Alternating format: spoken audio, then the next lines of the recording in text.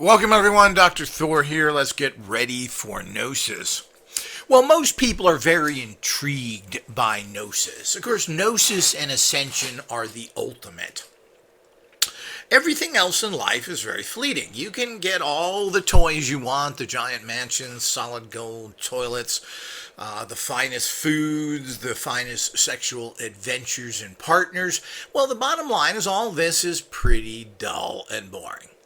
Everything becomes part of the common as soon as you reach there. Things are fascinating because they're rare.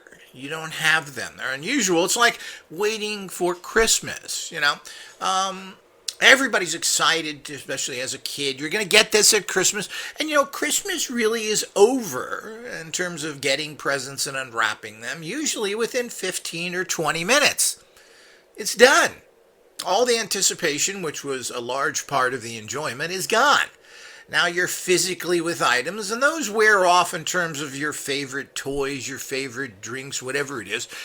Within a few days or even a few hours, it's gone. The tarnish is starting to tarnish and wear already. The anticipation, the mental connection to a higher level of excitement, which really isn't there, to think that something plastic is so wonderful.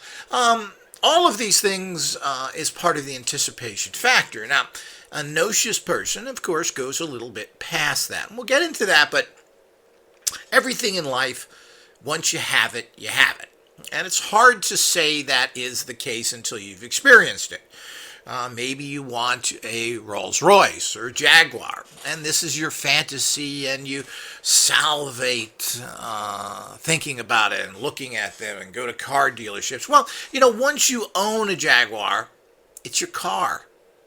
Not much difference about it. Now, if you're a person who appreciates better stuff, and I tend to find very few people do, it goes the jive, the excitement of it goes away quickly. I tend to appreciate things, and that's why I like to buy better stuff, because it's better. Automobiles that have great seats in them, great sound systems, and every time you go in your car, you appreciate that to a degree. Do you? And do you understand why you pay a lot more for that? Well, it's not paying more for it if you appreciate. Most people don't. Well, this is a problem. But even if you do, it's still your car.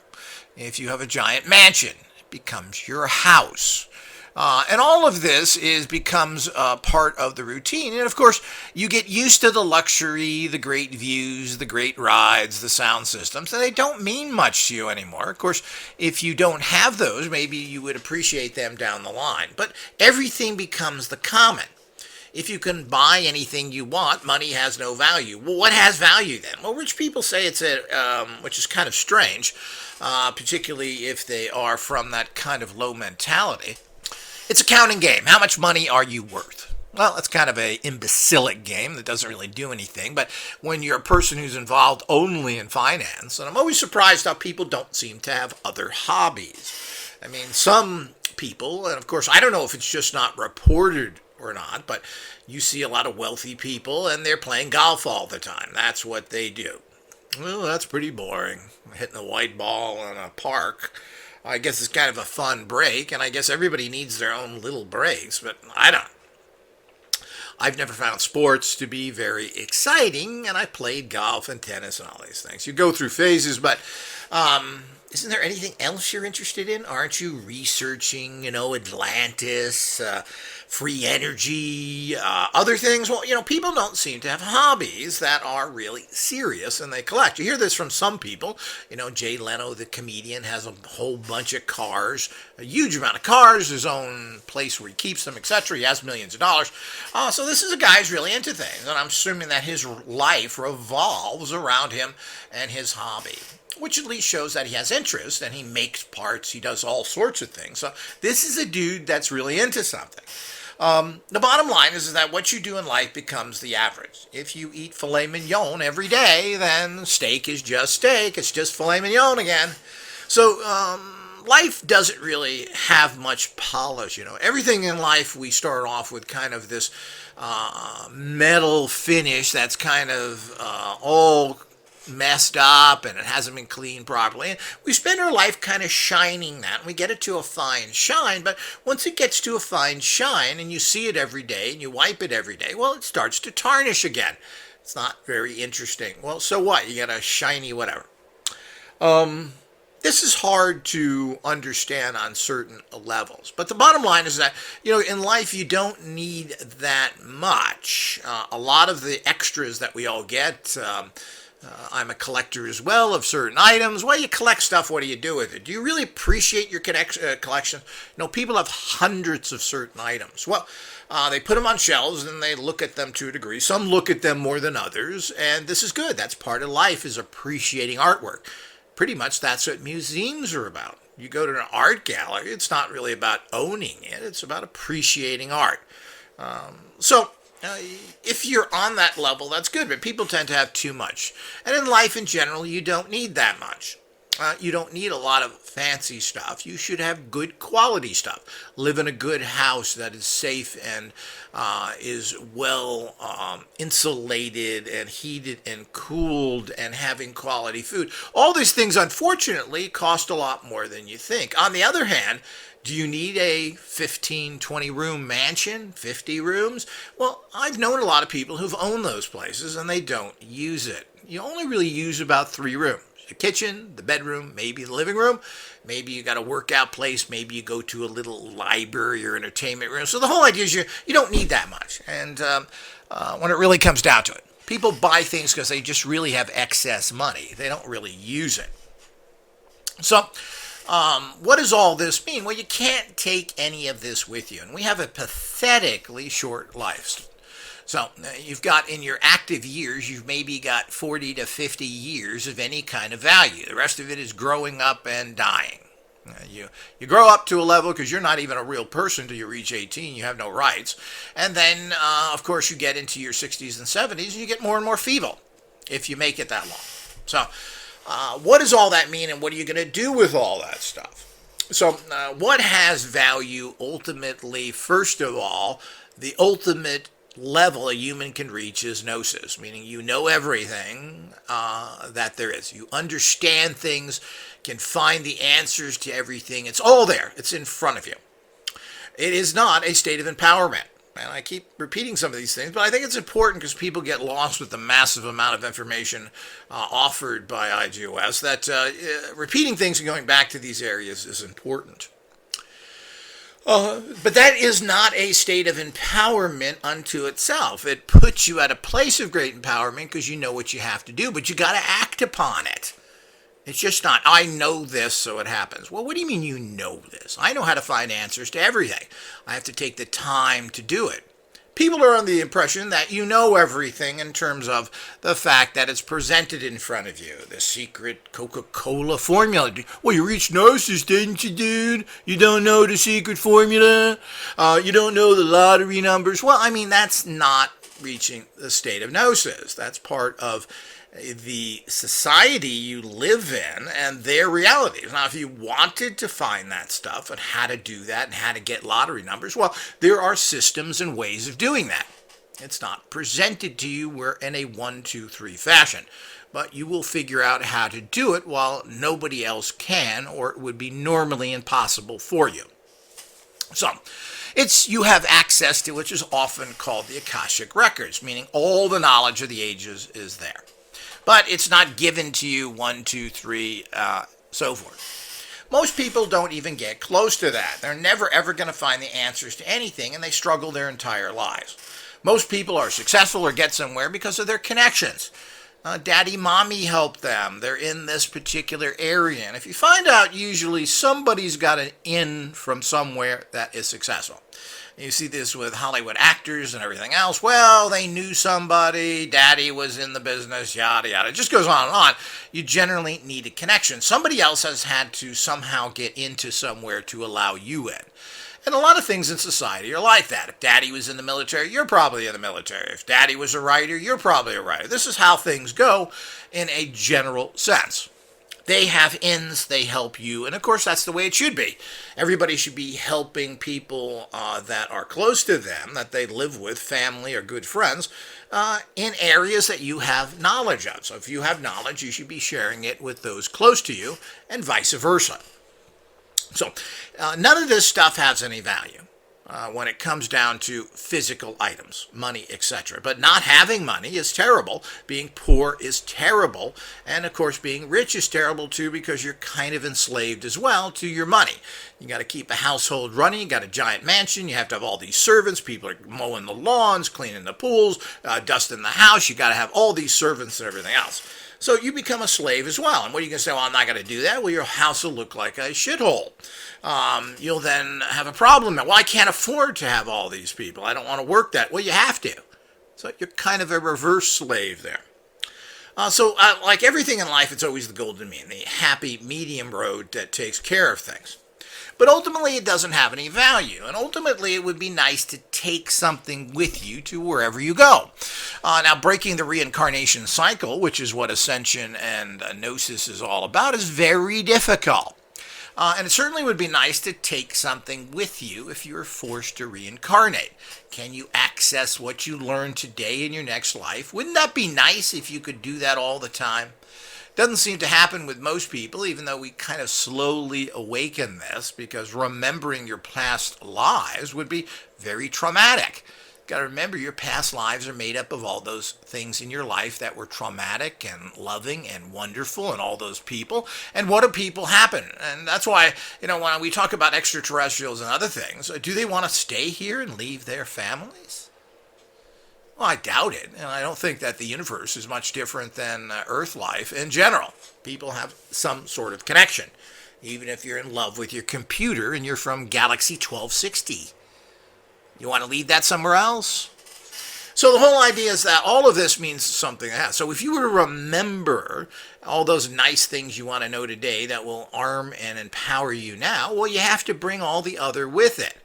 Well, that doesn't overly make much sense, but this is one of the many, many problems that once you start thinking seriously about all of this. But the bottom line is the only thing that has value. So you want to reach a level above human. When you do that, you're not going to reincarnate into the same garbage prison hole that we have now. You're going to go on to the next level. Whatever that may be, it is kind of confusing. It certainly is a much better existence. There isn't really anything worse than Earth existence. This is a limited ride in a hell zone. It's like being stuck in a haunted house ride. Or what do they call these rides you go through that things jump out at you? It's haunted houses in general. But that's entire life. You're constantly done that. And of course, those rides are interesting. They have times when it's quiet and there's nothing happening and you're anticipating something jumping at you. Well, that's kind of how life is. There are bits and pieces of joy mixed into a lot of misery, and even worse, in a lot of cases, boredom.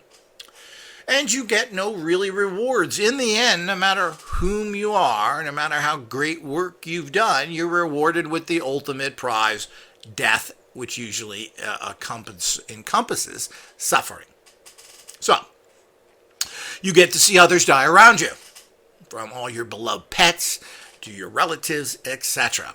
Well, what a great reward that is. And it doesn't matter how good you are, that still happens. It doesn't matter how great work you've done, that still happens. So all of this is this horrific world we live in. So what are we trying to do? Well, in Buddhism, they talk about the end of suffering. And these are all the sufferings they talk about. And one thing nice about the Buddhist tradition, even though certainly I've never met a Western Buddhist that was anything other than a scum bucket, the worst kind of people you ever want to know. Now, I'm not saying that all Buddhists are. Apparently, it fits in and works better for those outside of the Western world. But it certainly doesn't seem to work for any, quote, whiter people or Western people that I've known. I've known them from different racial backgrounds. They're all scum. So what they're doing is rejecting Christianity because it's too much work and getting into something that's kind of an easy way for them. But that's another story in general. But as you try and escape all these things, you're trying to make your life have less pain and suffering in it by doing different things. And you're ultimately, once you reach a certain level, you want to go on and get out of here. You want to escape the prison and go on to the next level so you don't have to repeat this. I don't think there's really much to be learned here, and I think things have gotten probably worse. The game here is so rigged and so difficult to win that I don't know if anybody escapes it. When you reach old enough to have a little time to work on ascension, well, you're probably too sick to do it, or you're too tired. It's such a problem, and that's a story of life that, if you do ever get free time, are you actually rested enough to concentrate on doing other things? And I find this all the time. I break time away, but I'm too tired to do anything, even too tired at times to read.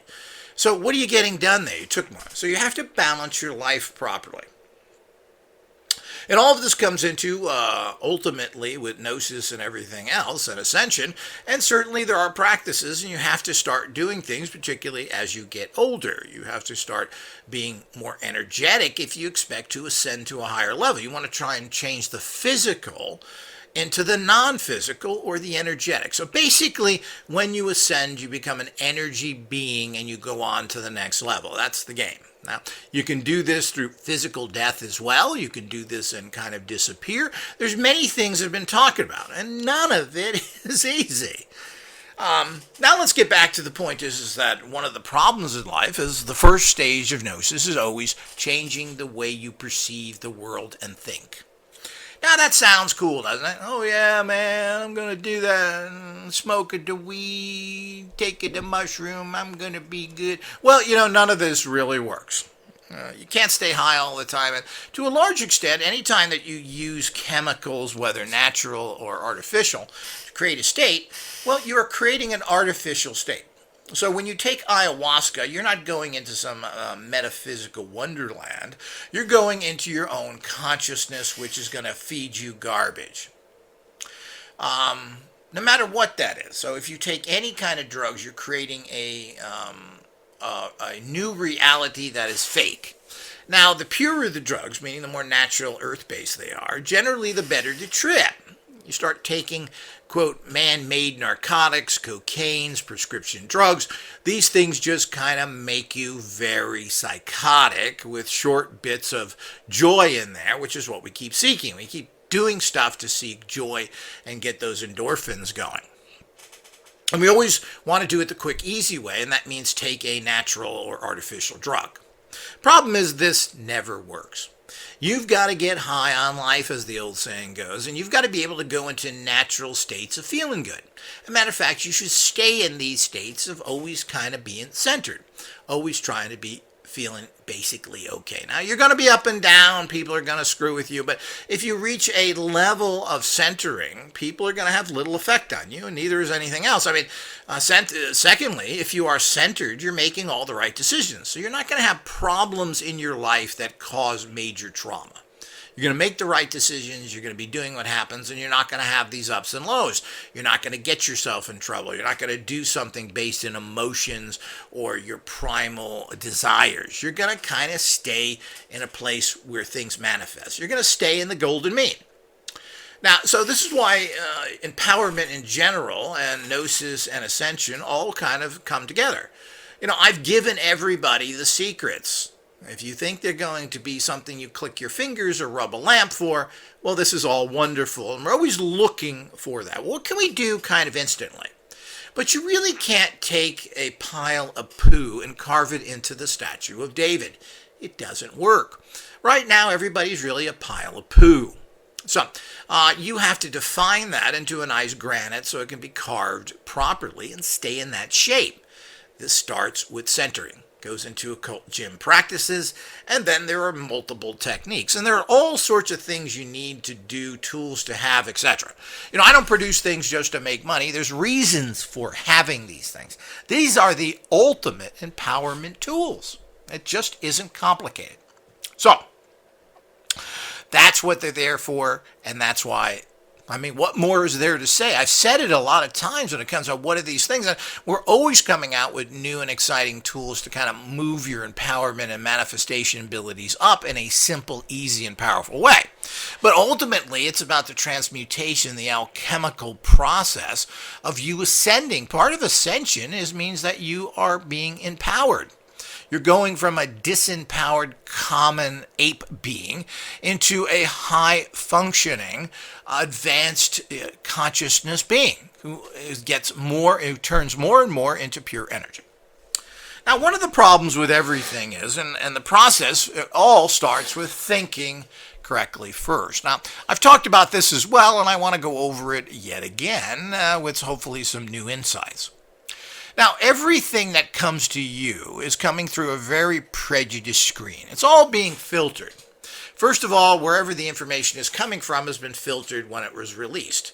Then another person gets that information and they filter it. And through this line, it's a filtering, a filtering, a filtering. By the time you get the information, we don't know if any credibility is left there. And this is what's so difficult, but you need to understand this as a person trying to figure out the ultimate path, the great path of Gnosis and Ascension. And what is that? So the point is that what is real and what's not real. And we're not talking of in a metaphysical reality. People tell you stuff that they've been told, that they bought into, that is completely incorrect. A lot of this information is pure disinformation. They've told a lie that has then been told to somebody else as fact, and they pass it on to you as fact. And in the past, it was difficult when you went to schools. I mean, textbooks could be 10, 15 years old. And there wasn't that much changing back then. But if there was a change, you would never get it. So, now there's a lot more changing, but, because of plain simple costs and the stupidity of doing things properly, instead of giving everybody a computer-based book that can be changed yearly, people are still using books, and maybe they're a year or two old, 5 years, who knows? But books are still what you buy, as far as I understand. I haven't been to college in many years, but you went to the bookstore and got books. This was the textbook. And this is all part of the situation. So what does all that mean? So all that information is dated, and it depends. So here we get back into everything in life is really based in economic situations that are real, whether we want to believe it or not. Nothing is fluid enough to give you factual information to make you progress faster and better and keep you informed. Does that have any value to the controllers? Well, not really. People in control want to keep things the status quo. I'm making money now. Why change? Why change a good thing? So we're going to keep rolling rocks on the ground instead of using rubber tires because that's what fits in the bigger economic picture. People grow up and have belief systems. One of the things that I always look at is I look at a person's background and to find out where are you coming from and what do I have to watch from you.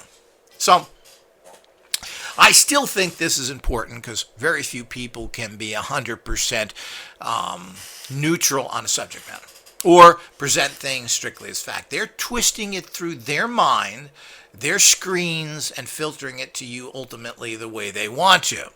Now, whether they clean up some of this, because a lot of deceivers are well aware of the fact that they're kind of being watched. So they take out things that are nasty or give them away. And so they're well aware of that.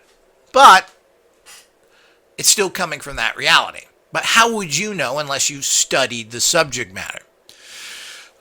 So you have to be educated in that subject matter and understand, you kind of know that. And life is something, and you should probably make yourself a big sign and put it on your desk or wherever you see it is. The word appears. Because everything really is down to it appears, because you're dealing out of judging something based on the knowledge you have at that time. In the future, that may be different, and it will be different, particularly if it's religious or politically based. You're told lies. We were told lies in Vietnam, the Gulf and Tonkin, what happened there, and why that should start a war because there's a little boat being shot at. I don't quite get it either. But The bottom line is you're told stories that always tend to come out 10, 15, 20 years as being total fantasy. We know nothing and we're never ever gonna get the truth. It appears that we knew that Pearl Harbor was going to be attacked. It was pretty much common knowledge. Generals wrote about this for 20 years before the attack on Pearl Harbor. It was expected. Now, this sneak attack was either let happen or just the incompetency of people that didn't know what's going on. I mean, let's get real here. The military is certainly not a very competent organization. And if you depend on them for your life, well, good luck. So the whole idea is that one general after another wrote about the possible attack on Hawaii because this was our first major base. It's not that far from Japan per se. Yeah, it's far in nautical miles, but it's still a straight line from Japan. It makes sense. This is the big hub at that time, as well as, of course, the Philippines. And if you were going to strike terror and so forth, well, you would hit Hawaii. And again, they would think the enemy is kind of sleeping a little bit, which they were. So we don't know the real truth there. There were messages, there were. But it doesn't take a genius to think that that was going to happen. And of course, did they expect it to happen then? Maybe they expect this to happen, this attack, 2 years from now. So it's hard to stay on alert 24 hours. Anybody who's done any kind of watch work, any kind of security, you're always kind of half asleep. You go from complete boredom into complete terror. So we just don't know, but certainly this was not a big surprise to anybody. I believe even the imbecile General George Patton, the traitor and Muslim that he was, wrote a paper saying that Hawaii was going to be in. He was just one of many.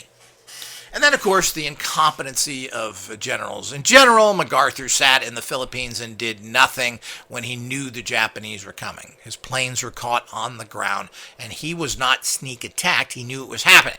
He also had the largest submarine fleet in history and couldn't use it to save his pineapples. So here we go with everything else, but you don't know that, and you've been told. And you know what happened with MacArthur is that after his complete and total screw-up, he was given a medal, because that's what you do. You don't want to tell your people that, gee, we got horrible generals, they screwed up, they did everything else. So what do? You give them a medal. This is called creating esprit de corps, keeping the good vibes up. So these are all the things that have happened. This has happened to many generals who were total screw-ups, that they were then put up there as heroes to keep the country going. You didn't know that. I didn't know that until probably 3 or 4 years ago and started reading his history. Now, none of this is hidden from you, but you're not going to find it in the garbage books and those teachers, the most scum of this planet, which are pretty much every single teacher I've ever known or met. And they don't give a damn about anybody, except if you're an A student, and then they'll claim that they made you an A student when that has nothing to do with them whatsoever. They read a book, they got an A on a test, and you say, oh, I'm the teacher. Yeah, you got an A because of me. So this is the kind of nonsense that goes on. So I never met a good teacher, and I don't expect to ever meet a good teacher in my lifetime or many to follow. But this is who is teaching you. They're not trying to tell you what's happening. They don't want to buck the system. So the bottom line is they work for a system that wants everything to be fireworks and drums and rah, rah, rah. Well, I'm afraid the world doesn't like that. And maybe if we were taught that, maybe we shouldn't trust the military that much. Maybe we would have less wars and less problems, and maybe even have a military that wins every once in a while, which we've never had. So all of these things is, who do you trust? So you go to your teacher, and it doesn't have to be a high school teacher, those bums, worthless scum that they are, but your college teachers aren't much better. They're a little better, and they're open to things, and probably the educational environment now is much better because it's kind of hard to lie to your students when you can go on the internet and do a lot of research. But the bottom line is you can't pass a test and write on there what's truth. You have to pass a test on what you've been told is truth. Oh, okay. Do you get that? So the whole idea is that depending on the situation and what you're trying to do, you have to regurgitate the information of what it is. And it's information, it's storybook, it's Disneyland, it's comic books. But you have to know that to get whatever it is you need. So you can't go in there and tell everybody that, General MacArthur was a complete bum, did nothing. I mean, do you want a general that says, I'll be back? Meaning that I lost, I'm going to try and come back. That's the kind of guy you want to follow? You're not going to be told that General Patton was a Nazi traitor who armed the Hitler Youth and basically was a Muslim. He was reading the Quran while he was in Europe, and this is documented by him. He stated how much he loved the Nazis. And there's a lot of dirt under there that you would never believe or even know. They going to teach you that in school? No, they made a goofy movie about him done by a fantastic actor, George C. Scott, that made him into some sort of hero when the guy was kind of an idiot and a boob, and of course he was a traitor. Well, this is historical fact. So you're not going to be taught that, and if you say that to a teacher, they'll say, you're nuts. Where did you get that? Yeah, well, we're going to have this printed everywhere because nobody's going to cull it out. So the point is that everything is changed to make it into a Hollywood movie. We're living in an urban legend. I say this all the time because people need to understand it. But it's worse than that. Everything you're taught and everything is urban legend, period. Every single thing in life. Everything that you believe is kind of a comic book story. You have comic book stories of your founding of your nation, who the people were involved. You don't get any of the truth there. You don't know anything about the real world. And what you're getting is a whole bunch of urban legends perpetrated by the entire larger media, the one world type government people that want to make money off of you. All the horrible things that are happened in this world, which every single culture has been involved in, is all swept under the carpet. Oh, who cares if the Japanese murdered 30 million Chinese? And it's probably more than that. Official numbers are 20, but it's at least 30 to probably 50. Who cares? Who cares of all the other atrocities that the Chinese have done and everything else? And we can go through everybody's history. There isn't a single country that hasn't committed horrible atrocities. But, if we never point it out, if we're going to wave the flag saying that America is so great and so free, which it is neither, if we're going to wave that flag living in an urban legend, well, we're never going to be free. We have to understand these abuses. We have to understand that we need to remind ourselves and never forgive and forget. I mean, we can just look at this in a modern context now. Should black people forgive and forget white people? Well, first of all, there's 300 years of slavery. Of course, a lot of this was done by the Muslim Spanish, who were the slave traders.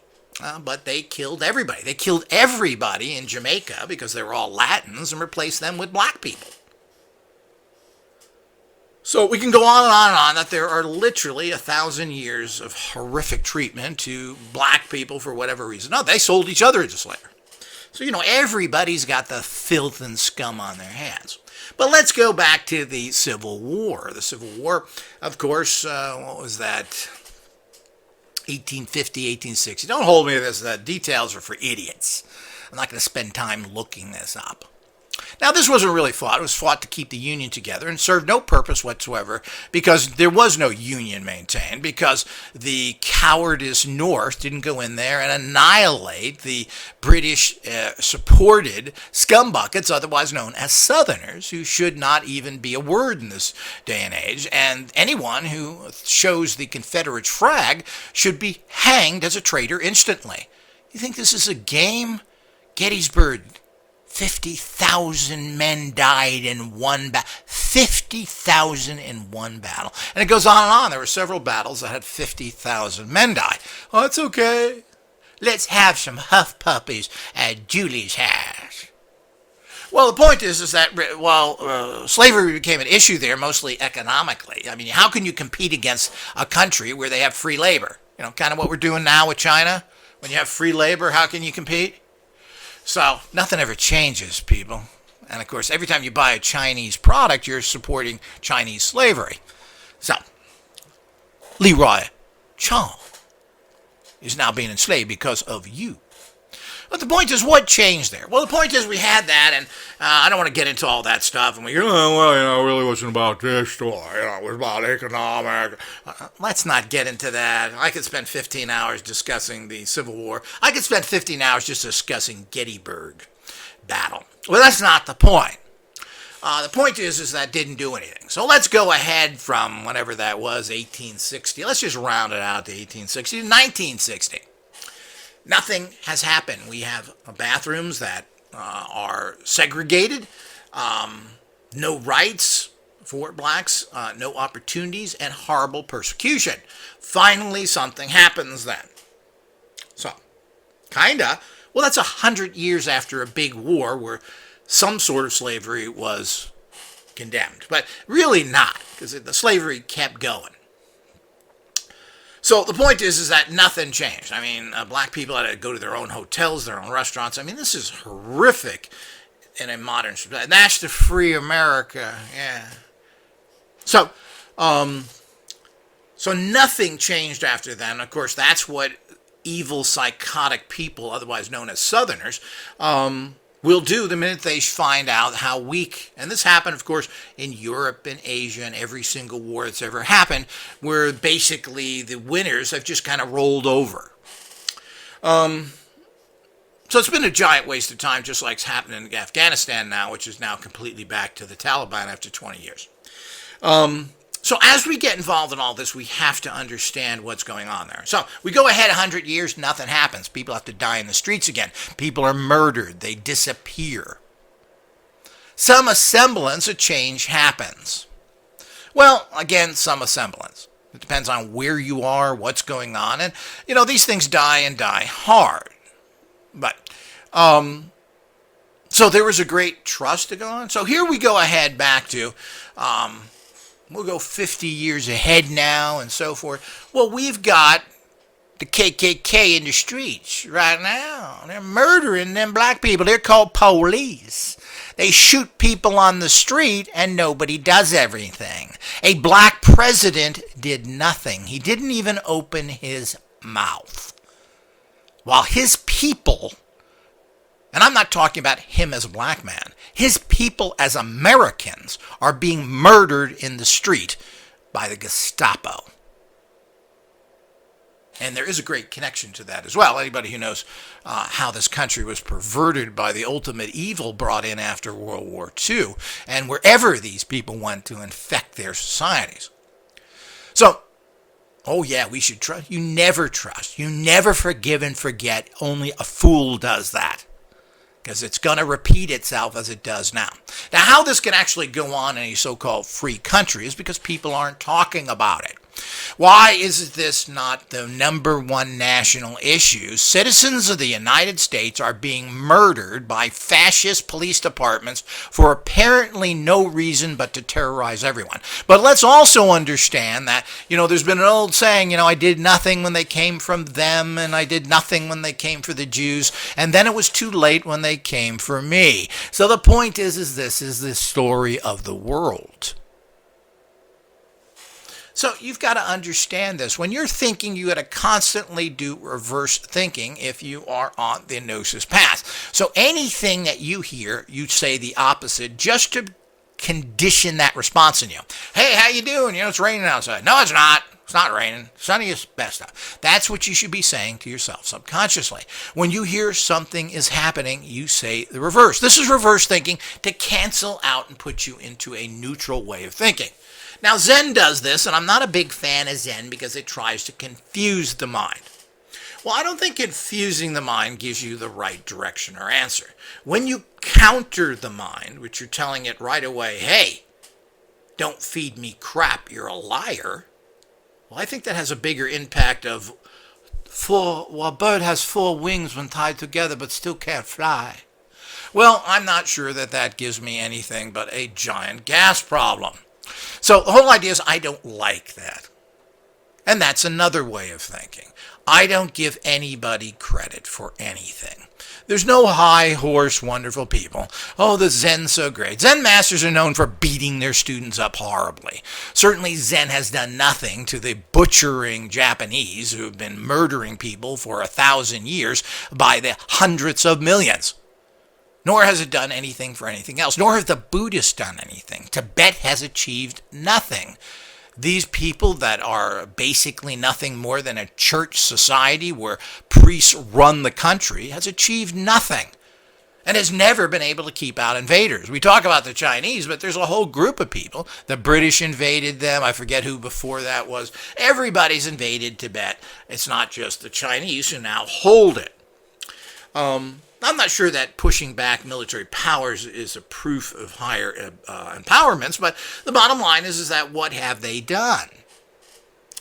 So this goes for everything. I don't give credit to anybody. That's another Gnostic understanding. Oh, he's a Tibetan. He's so smart. The dummy Lama. Oh, he knows everything. Let's listen to him and sit in front of him on our knees. Why? What has he done? Oh, the great churches. Well, where are they? The Catholic Church, which has trillions and trillions of dollars, all the stuff they don't do, and they're the worst, sickest, perverted places there are. The Pope right now is a Nazi. He works with the Nazis. He's a Argentinian who turned in his priests to the Perón government, who murdered them and 30,000 others. We should respect him? Well, the point for what? What has he done? Ever he got in there japping his mouth about all the wonderful things? Nothing has changed, and it never will. Certainly, the cowardless Christian churches will never survive. Within 50 years, they will be taken over and won't even be important. 30% of the Christians have already disappeared. People don't follow that stupidity, nor want to follow such a disturbing image of a dead God. So, what are we going to give them credit for? And we can go on and on through there are no good systems. There's only one system, Gnosis. Its only thing that matters is truth. So where you grow up, well, it's truth because, when you were a kid, you were a Catholic, so they buy into that then. Then you get older and your truth is hippies, man, smoking the dope and get the ladies. This is what they are. And all of those people, yeah, I'm a little liberal, man, that's a leg spreader. But these people have turned into what they are. The 60s kids are running the government and have been for the last 20 years. Have we had a great society? Well, certainly not. The 60 kids are all sellouts and always have been. They're even letting the older generation, these 80-year-old guys that grew up in the 40s and went to the Korean War and all that nonsense, run the country. Pretty sad. That's how weak and stupid they are. So you've got to always watch your thinking and believe nothing. Don't give credit to anybody. Authority? What is authority? You not only question authority, you disrespect authority. You don't give them any credit whatsoever. What have they done? What has anybody done? The graveyards are full of what doctors have done. The graveyards are full of what the military has done. And are we safer today? Are we not spending anything on military? We got more military than we ever have. $1 trillion budgets. All over the world, people are spending money on military. What have they done? You show me any person in authority, and I'll show you a failed system. Oh, but you're going to give them credit?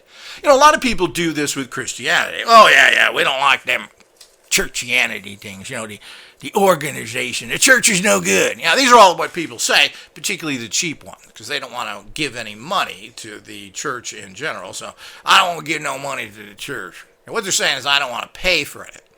That's number one. But the bottom line is, it's the principles, the wonderful principles, the love God, the love God, which is what the Christians, of course, claim they are, when they're one of the most. They're humans. They're hateful and disgusting. They want to murder everybody.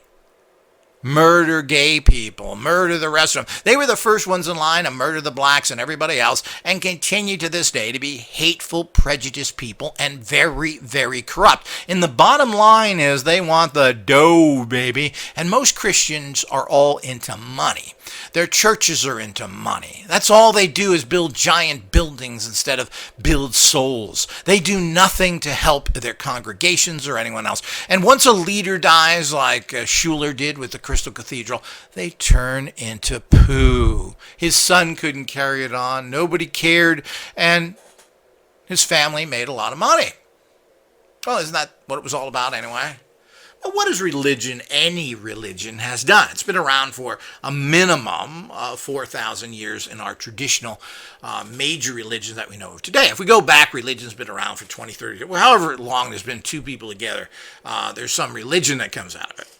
So, done absolutely nothing. So you're going to join whatever. Now, if you're joining it for the reason, now, you join a church because you're looking for some sort of support system locally.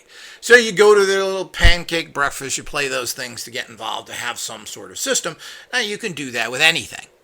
But we go through all the religions, they're kind of a joke. As I said, Buddhism has always been interesting and makes a lot of sense, but it doesn't seem to do anything. Judaism is interesting, and but conservative Judaism is nothing more than Islam, and they're pagans. They sacrifice animals. That's what conservative Judaism is all about, because Judaism is nothing more than a pagan religion in its older conservative form.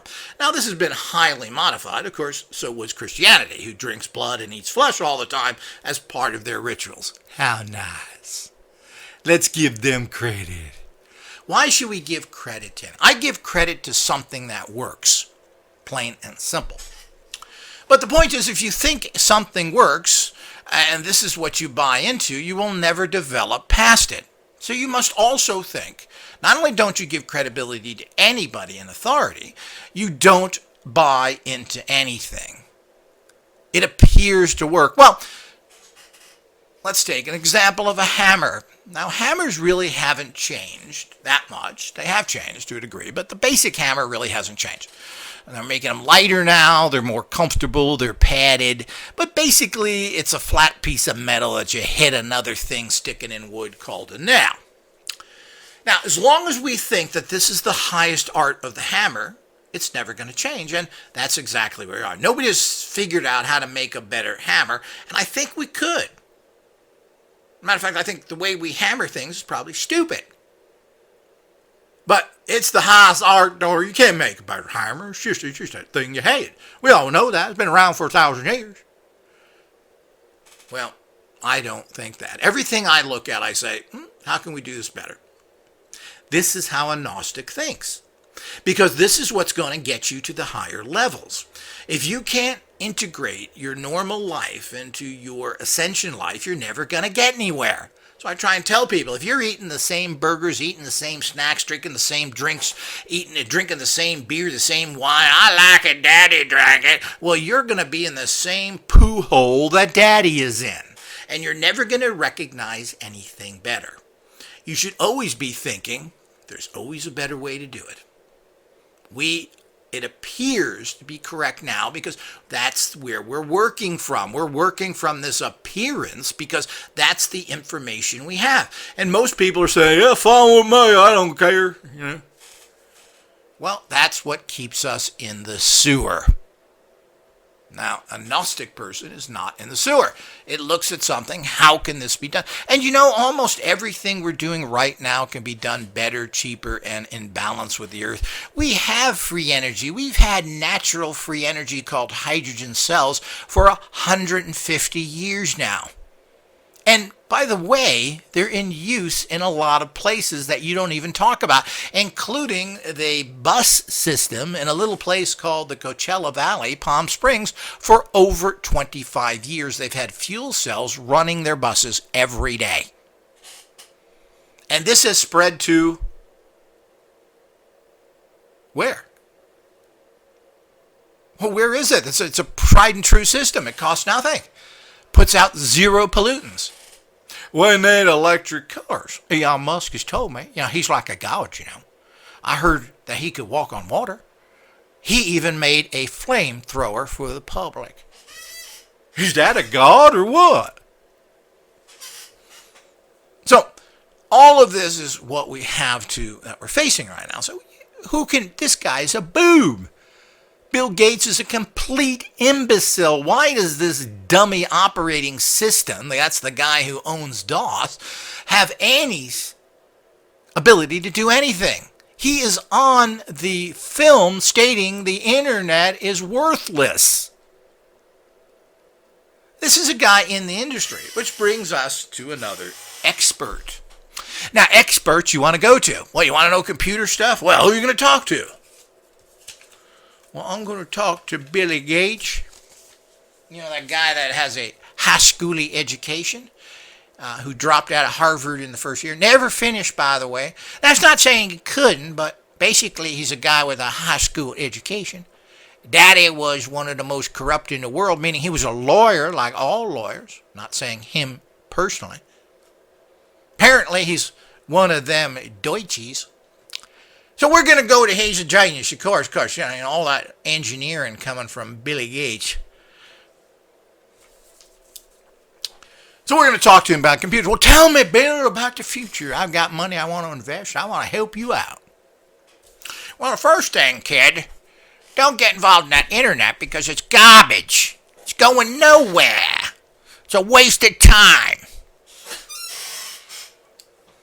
But I got something else here. We're going to put shots and live robots in you and everything else. I don't know nothing about it, but somebody else told me.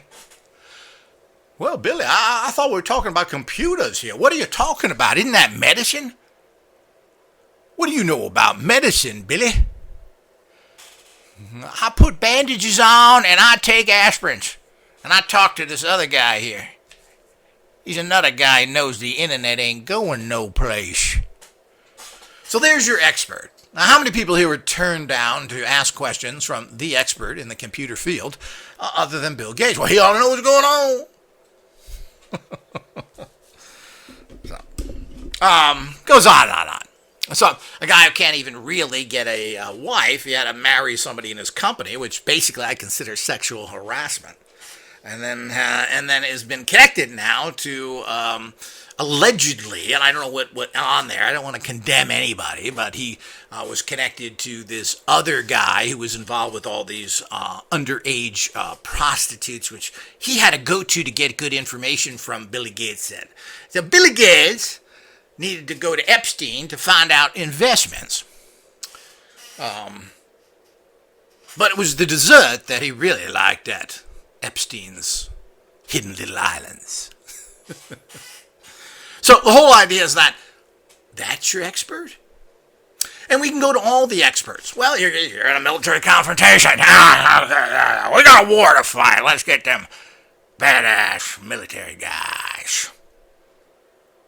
And of course, this is what happened in the Gulf War. Now, all the generals from the Gulf War were already established as generals because they lost Vietnam. Huh? Yeah, well, they didn't know nothing about the military, did they? We're going to consult them about military matters when they haven't won a war. To prove this further, of course, once that war, how could you not win? You got $1 trillion military, giant ships with planes that blow everything. I mean, really. It's like you fighting a kitten. It's ridiculous. Is there anything there? So let's get the great American general. Let's get him here. Mighty fine. So, he wins a war that's impossible to lose by some World War II technique of fading their country. We'll pretend we land here, but we're not really.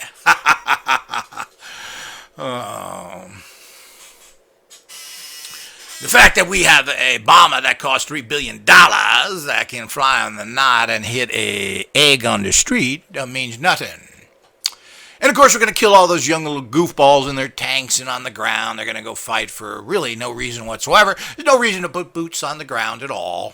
But they'll tell you that because we learned that at the Civil War meeting that we generals had. And we learned that in Vietnam. Well, the best thing to do is to get boots on the ground because that worked there.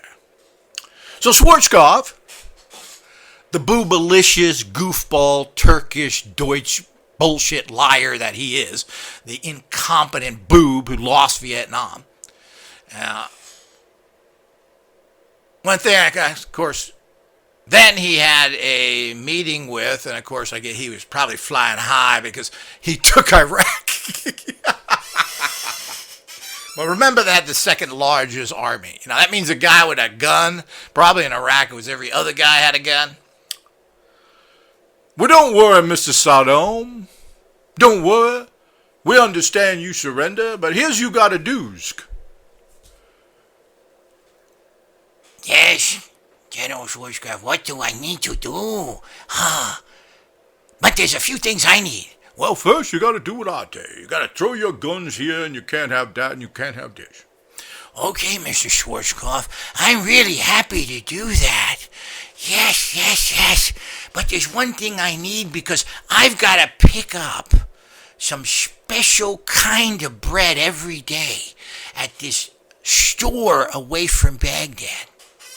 Now, to do that, now this is good bread. Don't think it's not good bread. I need helicopters. Well, I can't deny you the bread, mister. Why would I do that? That would make me a barbarian. And of course, I work for the Turks, and you're going to help them get rid of the Kurds, aren't you? Well, did I say that? I'm sorry. No, we know you need that bread. So I'm going to allow you to fly as many helicopters as you want. If you want to carry machine guns and toxic gas, well, you can put that next to the bread. That shouldn't hurt. No problem. Fly your helicopters. After all, kind of new to me. They had them things in the little jungle war that I lost. But who cares here?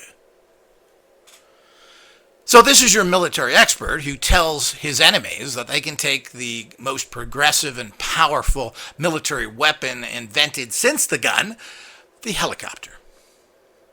That you can have helicopters. Schwarzkopf, I've got military information I need. Of course, he sold out as well, going to the board of directors of a security company called Wells Fargo, where they paid him a lot of money, which is just like most of these security companies are all pretty bad. So the whole idea is that you're going to go to him for help. There's your expert. So you got two great experts. Let's line them up in a row here.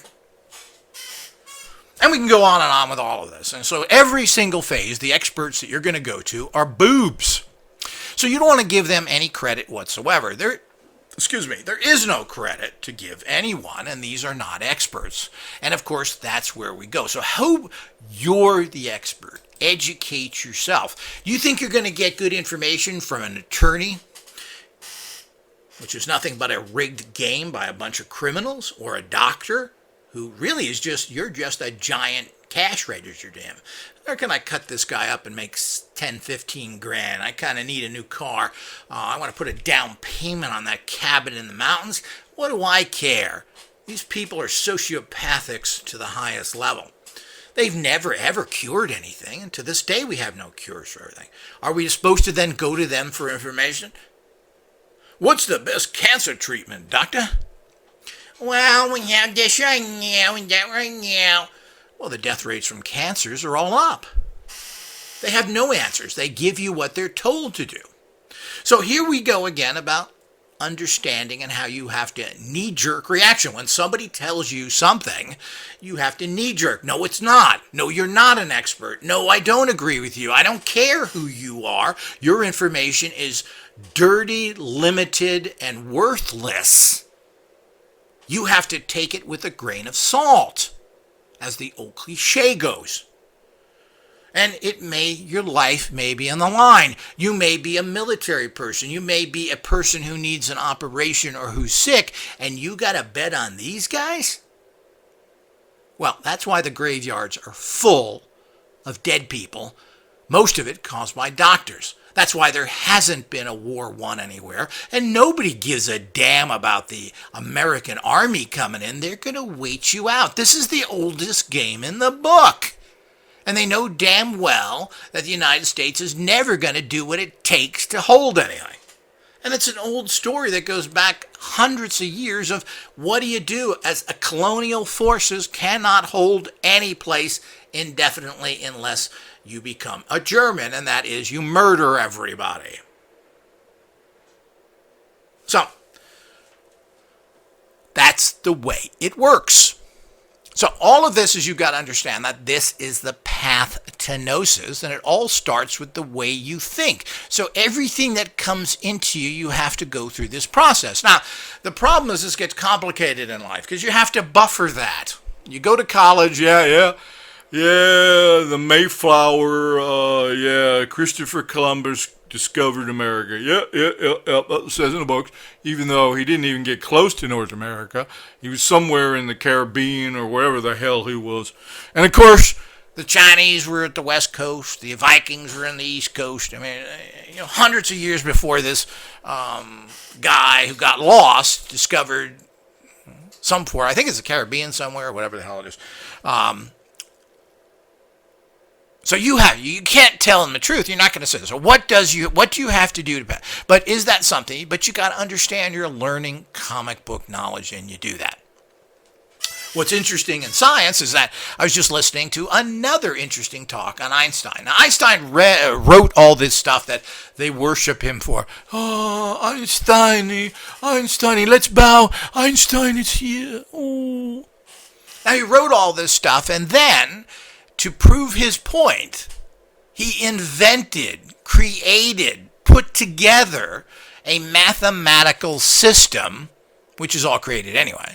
It's just all fantasy, that proved his theories. Huh? Scooby Snacks. Oh.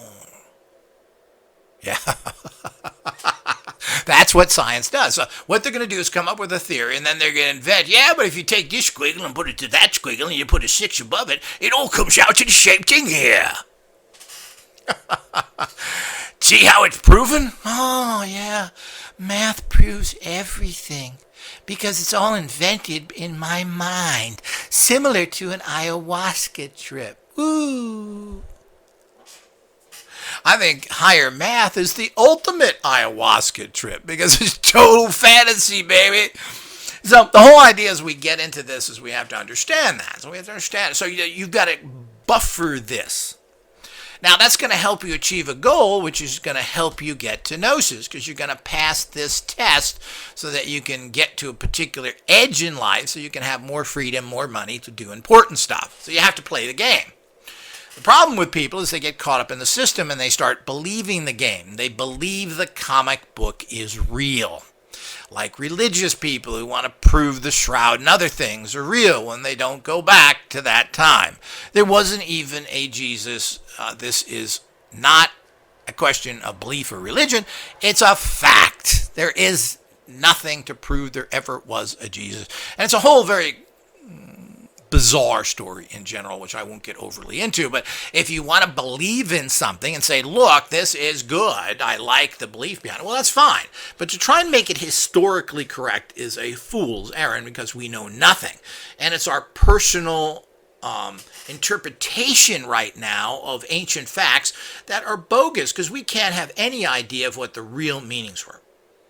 And most things have been lost and burned and destroyed. And if it hasn't been, like there are thousands of Mayan texts, well, they only told you there were 3. Well, there's thousands. And there's so many things that are found under the pyramids and everything. Well, you're not going to ever see it. So here we go again. Are we going to get a truth through the system of corruption that we have? So it is not going to happen. That is Gnosis. Understanding Gnosis is understanding that fact and thinking differently. So don't believe anything anybody tells you about anything. The bottom line is that I don't care if it works for 50,000 people. If I take it and it doesn't work or even potentially kills me, and we have this even happening with today with vaccinations, etc. There's a certain percentage of people who are dying from this. Well, 100 million people took it. We got 5,000 deaths from it. Not very much, not even a tenth of 1%. If it's you that's dead, it's kind of important. So, What does this mean? And we can't get any straight information out of it. These are businesses that want to make money, and they've made trillions off of these things. They want to get rid of all these vaccines because they're worthless. So they're going to tell you all sorts of lies. And here we go again. Someone knows that these vaccinations are worthless. Most likely the companies that make them.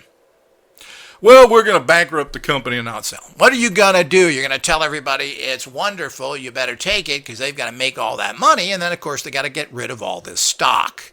So eventually, and sadly, probably all these vaccinations will be put in giant containers and shipped off to the third world to do them good. We got to help them poor people.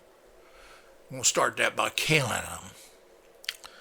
So here's information how it gets warped again. The truth is known, but you're not going to get that from it because there's economic situations involved. And then they rationalize, well, regular medical science says this. Now, if you say different, then you're an outlaw within medical science, which means if you're a doctor, you've now got a problem because you're an outlaw. And this can destroy your entire life. So you do what you're told to do or you'll lose your license. You're not hired. All sorts of things start to happen. So these are the pressures that people don't see. So just like we see the blacks being murdered in the street and shot, but there are just as many white people thrown in prisons and murdered. They're just not shooting them in the street. They're murdering them in prisons. And that's why everybody is kind of stupid if they think it's only happening to the black people. So these are the things. So this is how you have to think if you're going to find truth. So that's how you find truth. That's how you ultimately find ways to turn yourself into balls of energies, reach high states of understanding, and ascend out of this prison. But when you ascend out of this, the process before ascension is a rough one because you are now an outlaw in your society. They generally, and this was even stated throughout the Matrix movies, you become an outlaw. You are the enemy of society, and they want to kill you. They want to destroy you. That's how it works. So it's a vicarious path, and this is why it's near impossible to ascend. I'm not sure how many people ascend, period, but you're not going to get too many people who are going to fight the system. They're going to go along, and they do it all the time on every single level. And all of this continues to be a horrific path to gain anything on.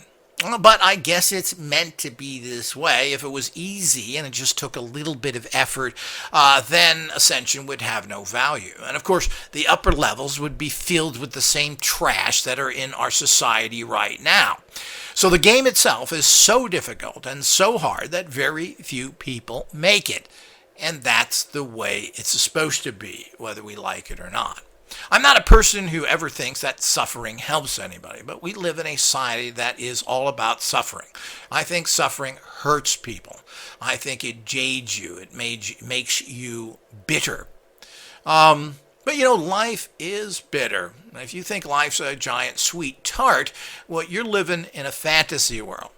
So understanding this is the way of starting to think to get onto the path of Gnosis to start reaching higher levels. And it means you're going to come in conflict with everybody to one level or another. So the whole idea is that's why most people on these paths tend not to be people that are overly social or involved in other groups. And that's unfortunate because you lose the support system. So again, it's about playing the game. It's about telling the fools their rights so you can use their systems to empower you or to reach certain levels. Using the financial system, which is totally and completely corrupt, for your own purposes. Learn the games of Wall Street. But don't become part of the game. Know that you're doing it for a reason, for a particular type of benefit. So we all have to do that and understand the bigger picture of what's going on and what we're trying to achieve. So that's how you have to operate. You have to think that way. Now, being centered and doing occult gym practices help you in all these areas. You will get it. The problem is people don't get it. And you don't get it because your mind is running your consciousness instead of your consciousness running your mind, because you are not in a centered place. You are not empowering your important higher self psychic centers because you're not doing occult gym practices. It amazes me that the two most important books tend to be the books that don't sell that well. The actual occult gym products don't sell that well. And because people aren't doing the exercises. No matter how fun I make things and easy I make it, people don't want to do it. Then they probably think, oh, these are just toys and silly. That Thor loves his toys. So they're not toys, they're not silly. They are tools that are based on what is done to teach people in all the top colleges that did research and train people. That's number one. Number two, they are fun and meant to be. Things that aren't fun, you don't learn from. No. But it is interesting that everybody wants to jump into instant power, and that's why we present this. And they do empower you quickly to a level, but if you haven't cleared the mind and you haven't opened up the strong psychic centers, that tool will then stop at a certain level instead of taking you up to the level that you really want it to. And that's what people want, and they want to shortcut it. Well, I'm afraid that there's not too many shortcuts in life that work. Hopefully this has helped everyone to understand the path of Gnosis a little better, and we will be coming out with more of these. We are trying to break time out to make so many things, but as usual, this becomes more and more difficult as it's so difficult to find people who follow through with anything. But stay tuned, much more to come.